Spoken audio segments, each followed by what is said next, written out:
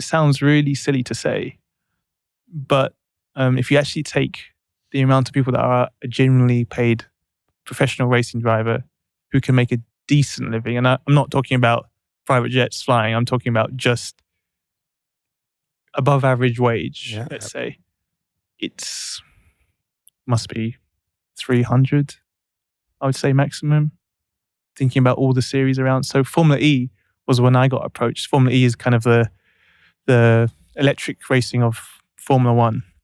It's the next best thing, career-wise, to do outside of Formula One. I got approached to do Formula E, and I thought, amazing, that's great. I actually called Helmut Marko, who's the boss of the Red Bull junior program, before I signed the contract, just to say, just out of any chance, is there a seat going in F1 before I sign this Formula E contract? And he told me, no, seats are full. There's no chance. And I think at that point, I was disappointed, but I thought, okay, I did go around more than just Red Bull. I did try to make sure, I did give it every chance I did. Yeah. I had to see if there was a spot in Formula One, but I knew there wasn't. So I thought, okay, Formula E it is. And my mindset was there. So, I signed that contract maybe 3-4 months before the final race of the season in Formula 2. And then it came to the last race of the year, and Helmut Marko got me back again. So the guy who told me there's no space, he inquired about my simulator services. That's what he said. He said he got his PA to come over and speak to me and say, do you mind just popping into Helmut's office at the circuit? And we had a chat about simulator. He wanted to know, I was actually at the simulator Mercedes doing work for them. He wanted to know how much I got paid at Mercedes. I hope you gave them a big number. I gave him a big number. And then he said, okay, can I see it then? I was like, oh. See, what I love about this, sorry, Alex, right. I've just lied about the salary now. So what did you do? You were representing yourself though as well, weren't you? I was.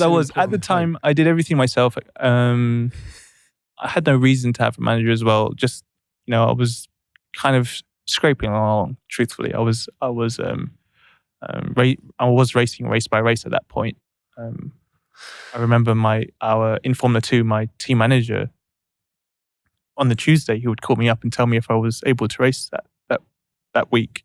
And that was not because I paid a bill or anything like that. It was only because they didn't find a driver yet to fill the seat. So as long as that kept happening, I kept racing.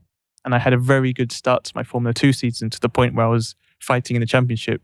So they just took the risk and committed to keep me for the whole year. So that's my Formula 2 career. But yeah, moving on. Yeah, Helmut was kind of telling me about this simulator thing. Yeah.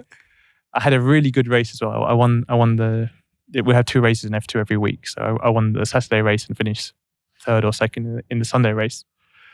And then he called me back to the room. And I thought, great, he's agreed to my terms on my simulator contract. And then I don't know what it is. I think it's just something he does occasionally. He was speaking about this contract the whole time. Okay, well, this is too much. Okay, sensible number. Didn't give him the contract. Yeah, Mercedes contract. Told him it was can't be doing that. No, it's illegal. He, as I was kind of walking out the door, he was like, "By the way, what's your position with your contract, with your Formula E contract? Can you get out?"